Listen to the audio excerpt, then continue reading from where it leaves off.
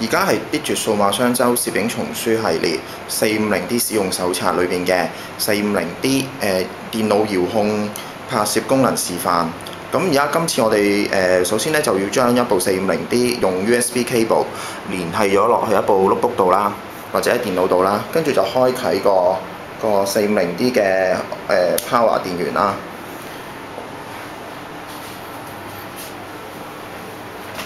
然後電腦就會感應到部450D 嘅連接之後，就會顯示咗 Utility 嘅視窗啦。咁我哋就揀 Camera Setting 同埋 Remote Shooting 呢個功能。開啟咗之後就有佢嘅界面啦。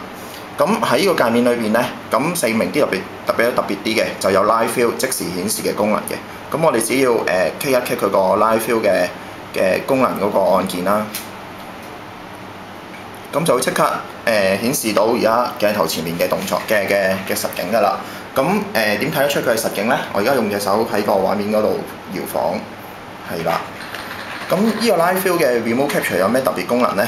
咁除咗係即時實景之外咧，佢仲有一個係histogram 同埋RGB 嘅曝光顯示嘅。咁對於專業攝影嚟講就好重要嘅。咁另外咧就係可以係用佢嘅放大鏡功能，將佢而家框框裏邊嘅位置嘅對焦情況咧就顯示出嚟嘅。咁我而家就放大睇下啦，係啦。咁放大咗之後有啲咩特別嘅功能咧？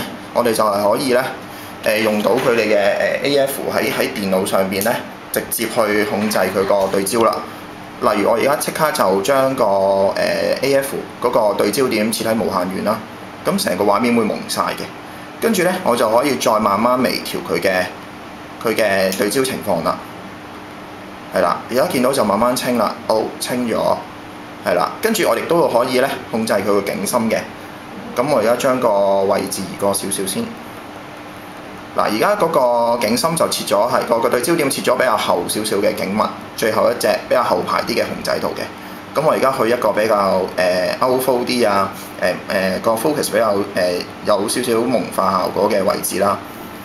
好啦，跟住我就再開啟呢一個景深預示功能，跟住佢會再即刻有一個模擬曝光效果嘅。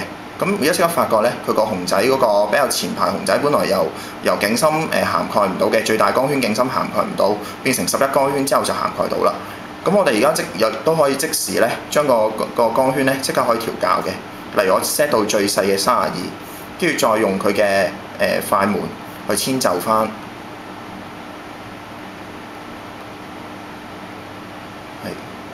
係我停一停個係啊，好開翻。因為個光圈太細，令個現場環境佢模擬唔到曝光嘅。咁我開翻大少少嘅光圈先。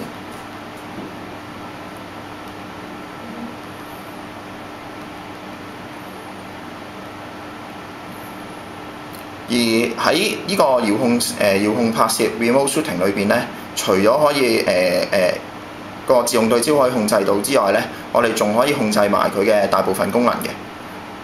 例如光圈快門啦，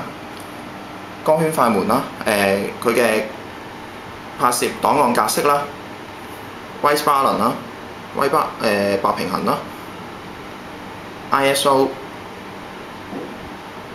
測光模式，